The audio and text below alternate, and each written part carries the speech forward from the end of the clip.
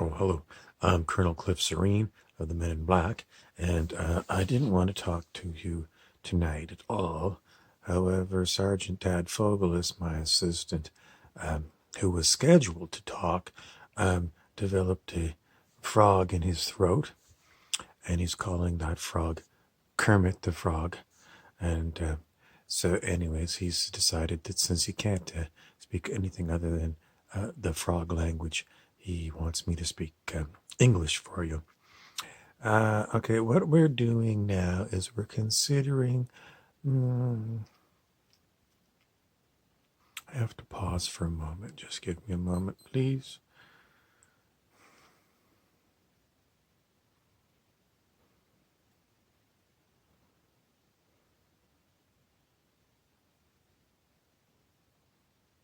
Someone wants to know if I'm in the Men in Black. Why am I dressed in green camouflage?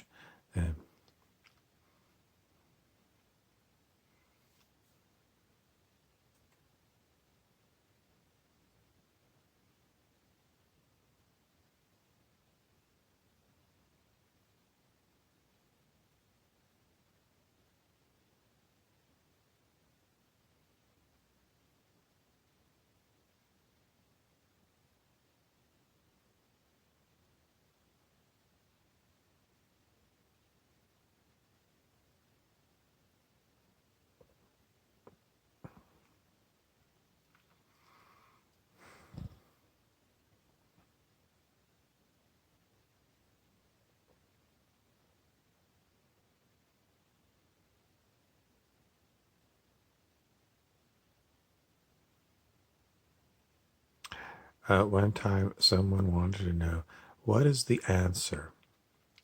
And one of my learned friends always says, well, if you read Douglas Adams' Hitchhiker's Guide to the Galaxy, you will learn the answer is 42.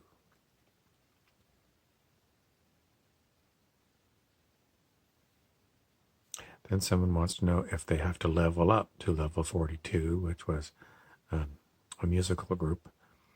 There's always so many questions.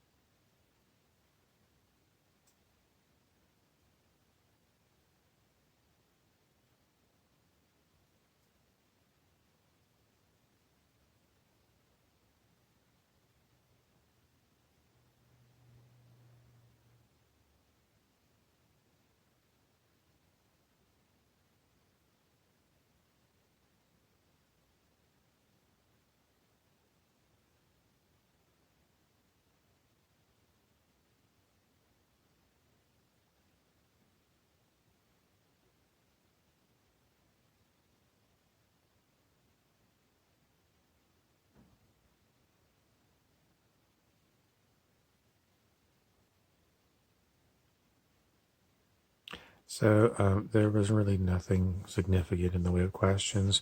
Oh, when I'm going quiet, what I'm doing is I'm quieting my mind, and then I can hear other people's minds, and that's how they ask me questions by telepathy. But in order to develop telepathy, you have to have a very quiet mind.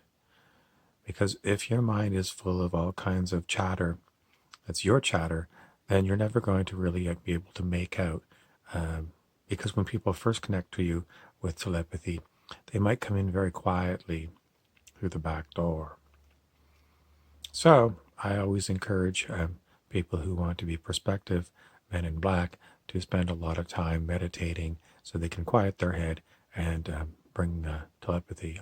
It's just so much easier to listen to people via telepathy. They don't have to speak and they don't have to be in your particular location. They could be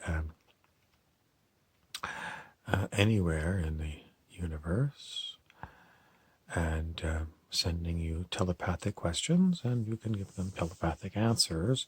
Or, for you, I'm, using this smartphone device, and I'm using voice.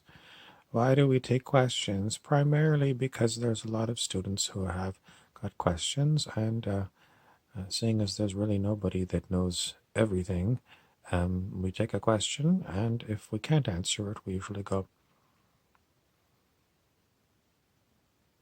which usually means I'm perplexed. And then sometimes later on, because we had a perplexion going on, by a series of fortunate events, we will get an answer. Are all answers questions?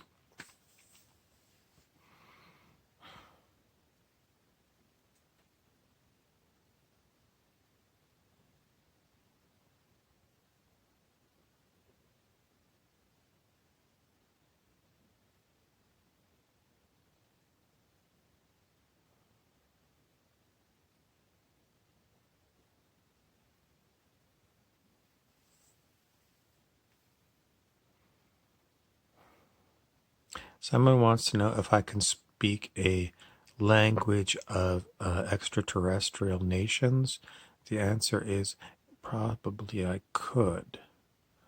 They didn't give me a specific one. They gave me a fictional.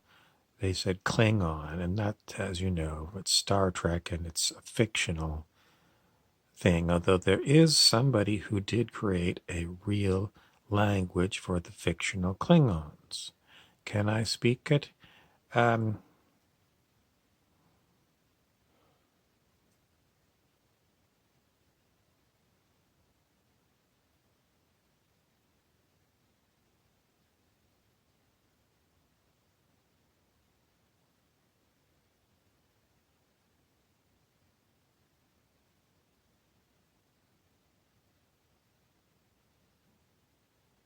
No,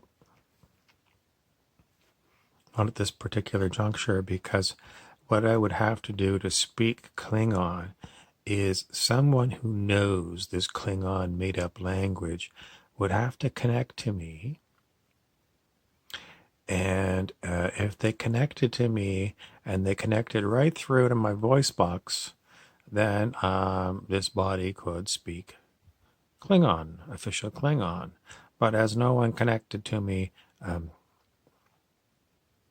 it's not in my personal database. So what is a personal database? Is there a universal translator for all languages, like what you see in Star Trek? A computer that does it. The answer is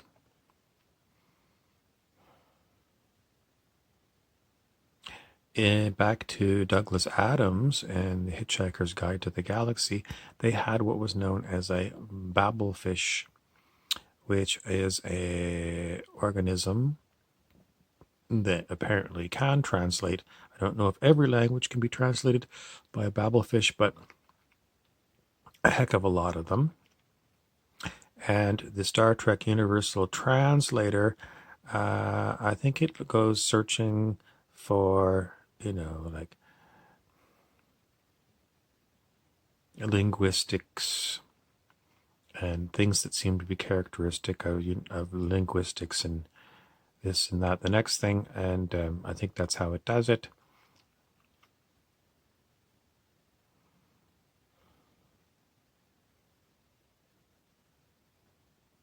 So your personal database is the things that you have heard throughout your existence. And then are there other kinds of databases? Oh, yes, many other kinds of databases. And could they be big? Yes.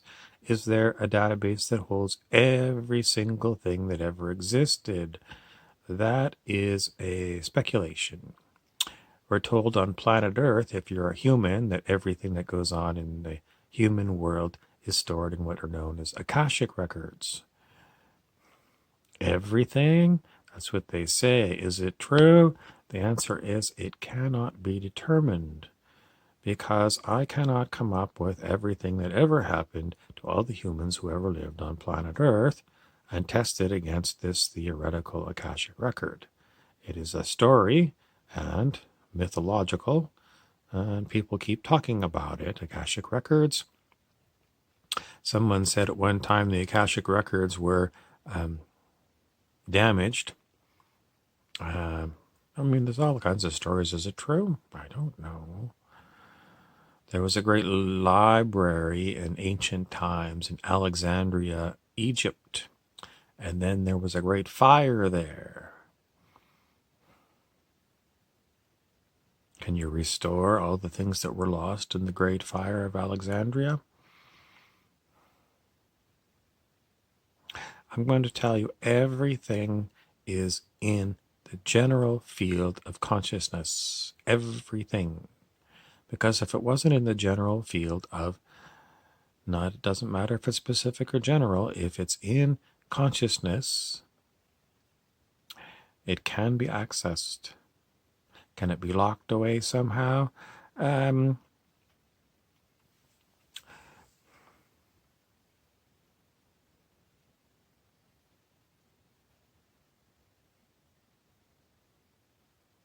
It could never be locked fully.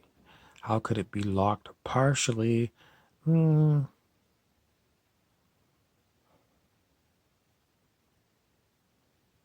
Is there anything that cannot be considered in consciousness? Can something be out of consciousness? Like something that is in subconscious or unconscious?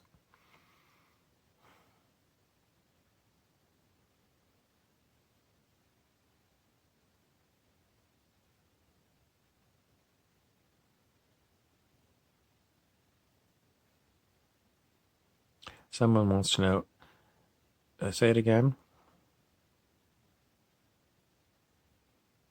Is consciousness everything that is everything? Is it never? Is it everything that is everything? Can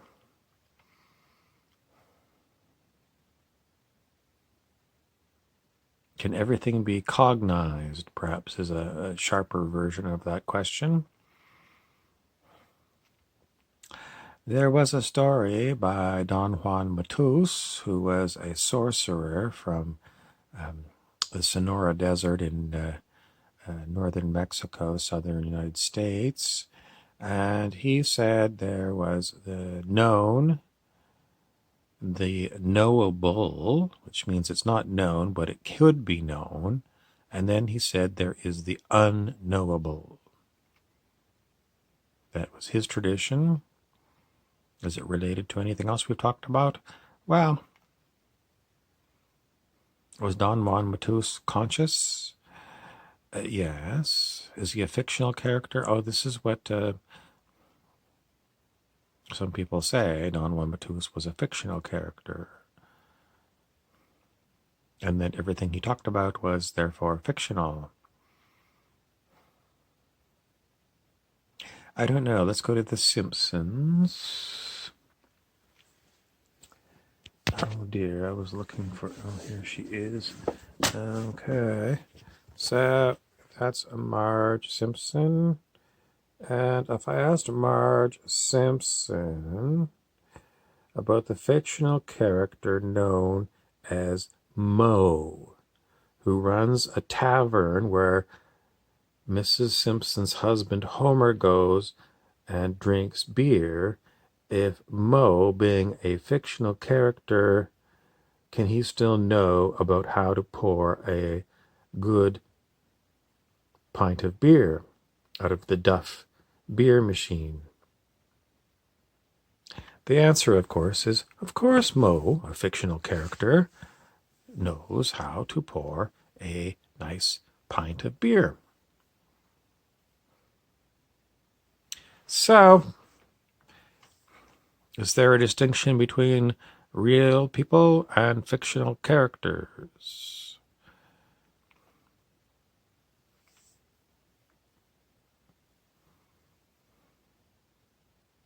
In my personal opinion, I think the reason why people put the word fiction on books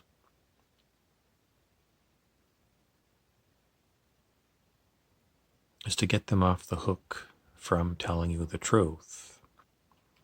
That all characters are real as you are, and as real as I am.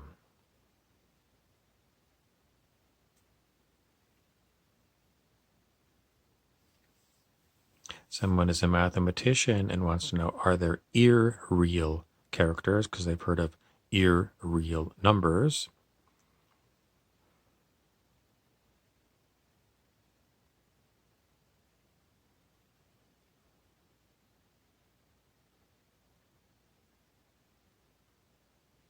It's not really computing. I'm terribly sorry.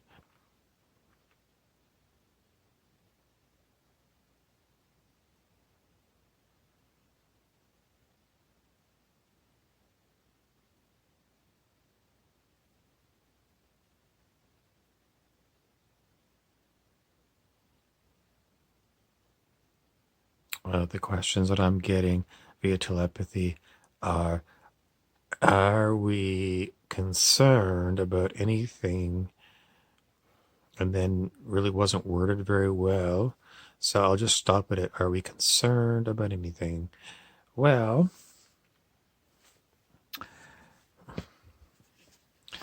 this hat we call the Rumpelstiltskin hat. Rumpelstiltskin is someone we're going to just say is from the land of the Sidhe, which is spelled Sidhe, which is sometimes equivalented to in English as the fairy realm.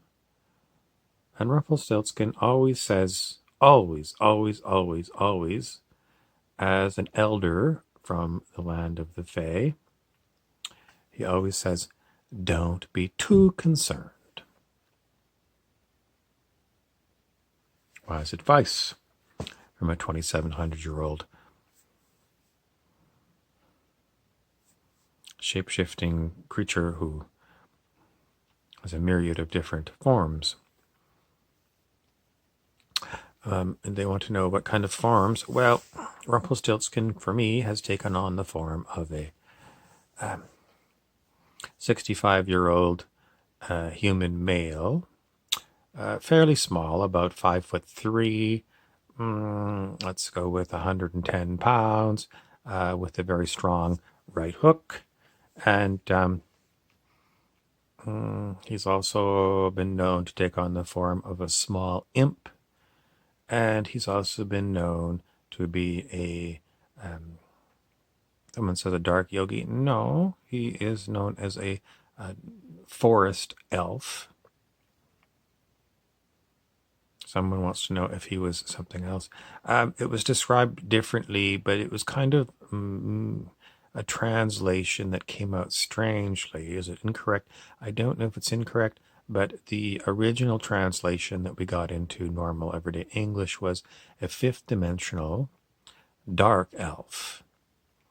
What's a dark elf? Well, the best thing we could figure out was this is known as a dark green.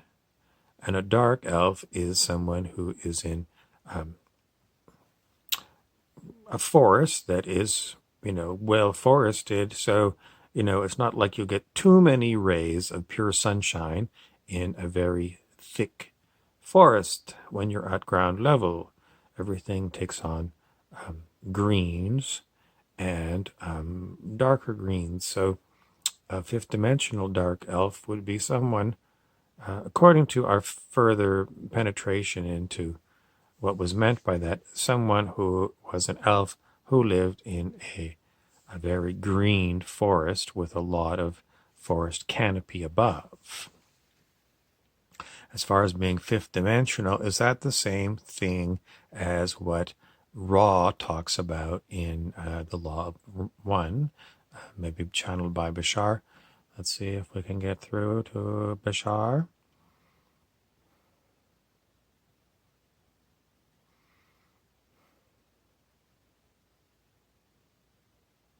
Hello, Bashar.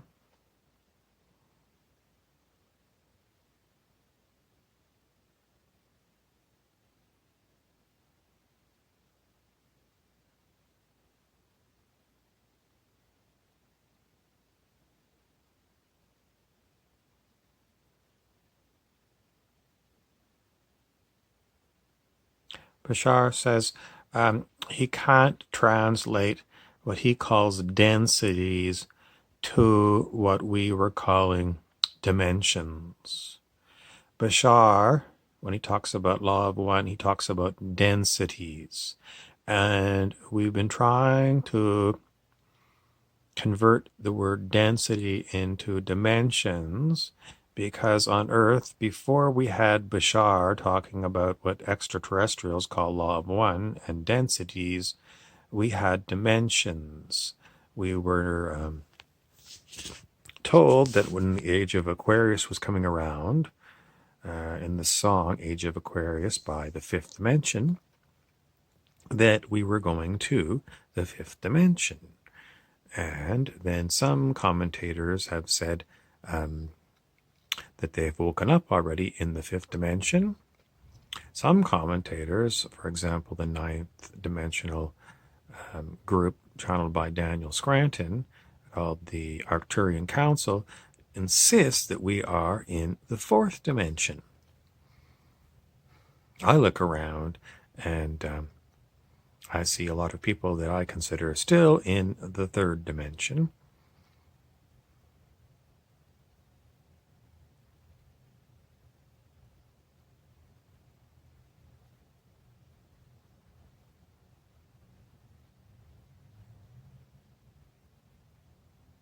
Next question. Rumpelstiltskin, the associate of mine, used to be known as the Oracle in certain Facebook groups, and he would ask people to give them questions. Well, sometimes Rumpelstiltskin had other helpers, but he has not done the role of the Oracle for a long time.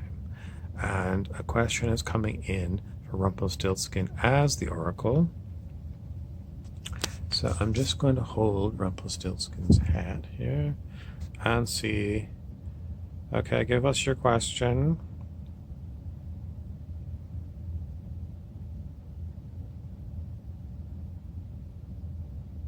Someone is giving us an interesting question, and that is, if people are constantly yipping, now that is a elvish term for someone who is very verbose, someone who talks a lot. Go on.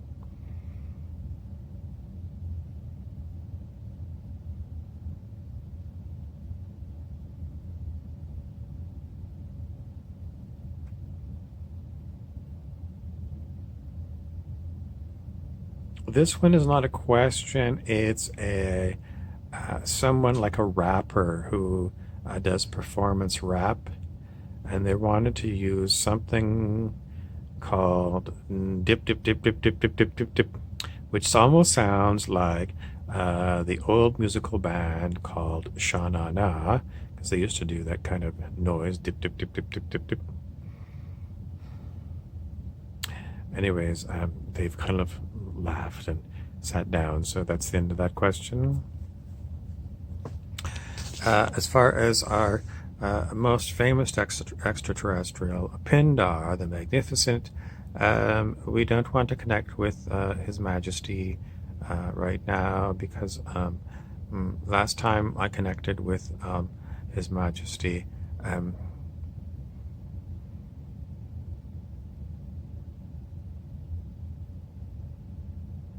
he said to Rumpelstiltskin, "Put me down," because Rumpelstiltskin used his elf magic to show Pindar that Pindar's world is only kind of a fantasy, given the fact that a long time ago, we did a video a long time ago, and we had channeled in Rumpelstiltskin one time and Pindar, the reptilian Draco, one time. And both of them were bragging that planet Earth pretty much was belonging to each one. Each one claimed that planet Earth was theirs. And Rumpelstiltskin reminds me that there were other beings that also claimed planet Earth, some ring wraiths from Lord of the Rings. Not them exactly, but entities like that, known as the Six, that claimed planet Earth, and they were Rumpelstiltskin's foes. Rumpelstiltskin didn't consider Pindar to be a foe because he said he's more of a buffoon. And Pindar, if you ever met Pindar in his wrathful, no, I mean, quite a lot of time, it's true, he comes across as a buffoon. But if you see him in his wrathful mood, he is nothing like a buffoon. He is someone you don't want to cross. So it is sometimes called a Mexican standoff when competing claims for ownership of, for example, planet Earth come up, because no one has really figured out how to settle the score. Someone suggested arm wrestling, and it wasn't accepted by the Six because they don't have arms. How many other entities and beings claim planet Earth? Just because you put out a claim that you own something,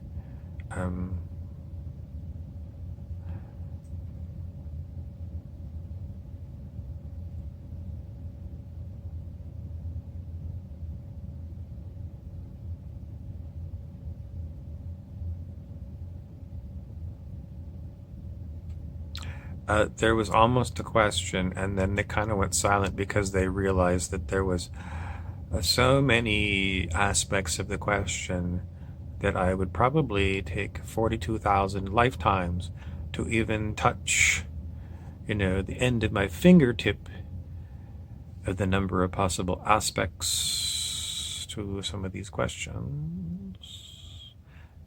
The short form answer is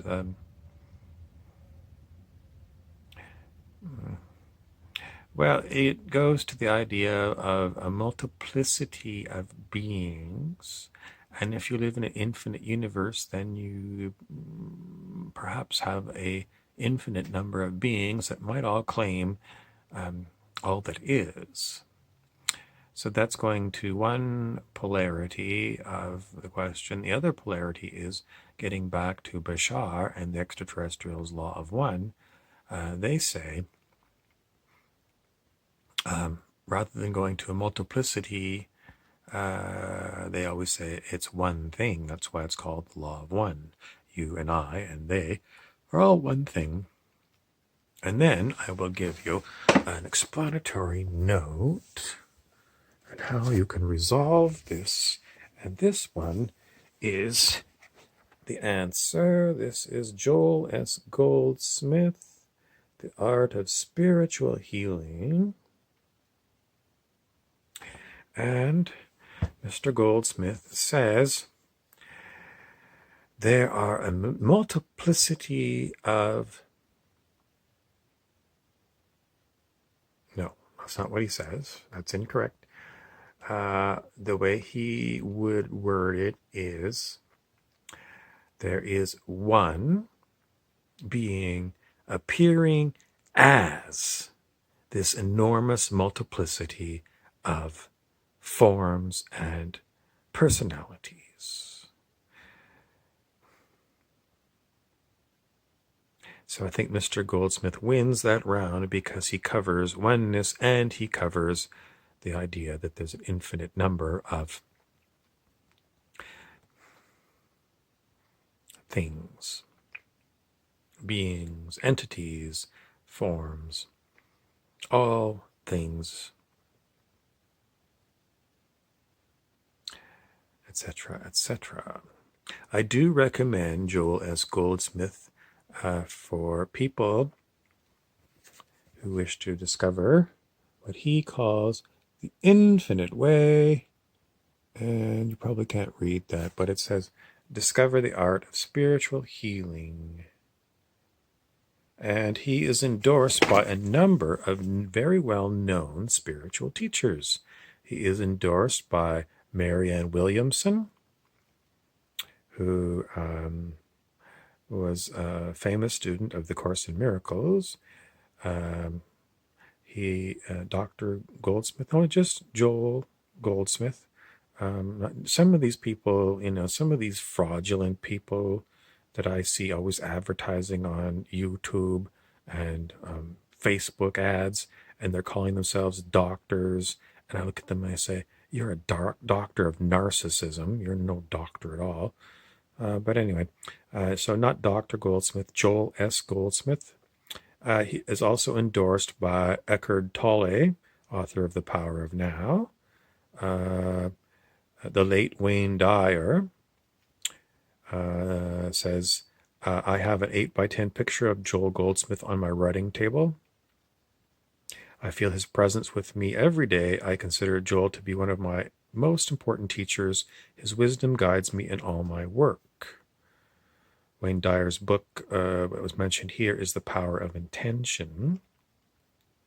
And the next one that endorsed the book is Gerald G. Jablonski, medical doctor, author of Love is Letting Go of Fear. He says, the art of spiritual healing demystifies the entire subject of spiritual healing. It brings home the truth that there is a far greater reality within each one of us, call it life or God, that is revealed as fulfillment. I highly recommend this book to anyone who wishes to be uplifted spiritually.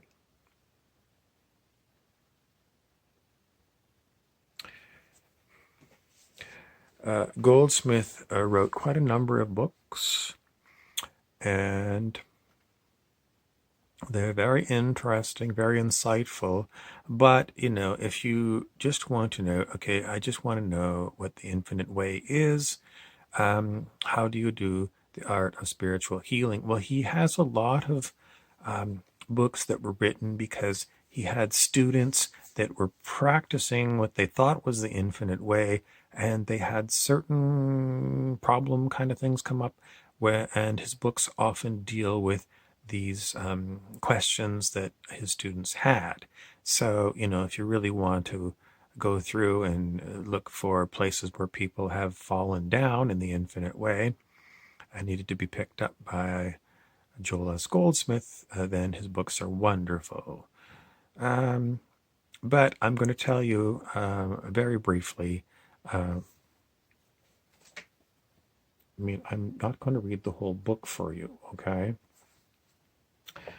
But the way that Joel Goldsmith did spiritual healing, he had an office and a telephone. And if someone needed spiritual healing, they would call Joel's number, and apparently the phone rang all day long, and he would pick up the phone and listen to whatever somebody said. Not so much listening to the details of what he called a claim was. He often would say, I am here. And that was basically all he said to acknowledge that the phone call was received. The I that Joel was using was not him. It wasn't his personal I, the personality of Joel S. Goldsmith. He said, I am here, and he called this I, which was the title of another of his books, he called this I the mystical I. And this is when he said earlier that there is one appearing as the many. That one is the one that is here, because it is appearing as everything here. So it is reassurance that that one I, the mystical I, is here. And heard the claim of the human that called about whatever they wanted to have spiritually healed. And then what would happen? After the phone was hung up, Joel S. Goldsmith would meditate. and he recommended for meditation getting a wooden chair. I don't have this one, perhaps. Okay, so this little pink chair here, this little pink chair, this kind of a chair with a straight back on it here, something like this. This is an old-fashioned chair that was painted pink, and he would sit upright in the chair, and he would meditate. Now, I don't remember him saying whether he closed his eyes when he meditated, but he encouraged people to keep a straight back, upright position. And let me see, I usually, quite often my eyes will close when I do these things. And what I find is this body that I'm using here is breathing.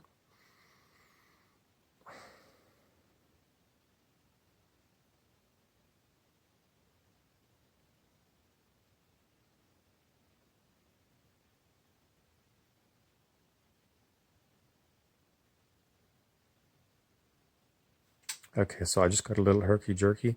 That's the kind of thing that Joel said would happen. He would get some kind of acknowledgement from the mystical eye. Something would happen that would let him know, okay, well, we've done enough meditation on that particular claim. And then he could move on and take other phone calls during his day. And that's how he did it. So if you want to do spiritual healing, I just showed you how. If you want to get the books and read all the details, well, I do encourage you. But, if you're in a pinch and you've got something that you can't figure out how to heal using traditional human means, and you want to try spiritual healing, that's a really simple process. And you just learn how to do it. So clearly, watching my videos is very educational, and please subscribe and share this one out, because clearly you're getting something out of watching these videos. I'm Colonel Cliff Soreen. Thank you for watching.